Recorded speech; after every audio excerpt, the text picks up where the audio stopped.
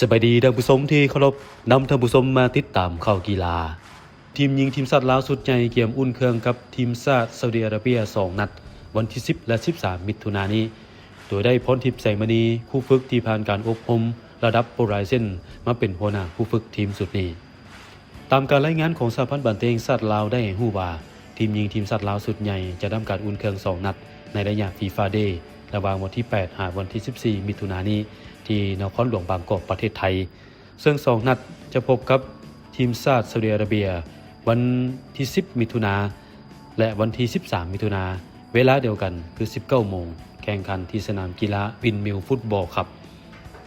ปัจจุบันทีมหญิงทีมชาติลาวอยู่อันดับที่113ของโลกขณะที่ซาอุดิอาระเบียอยู่อันดับที่110ของโลกทั้ง2ทีมเคยพบกัน1ครั้งวันที่29ตุลาคม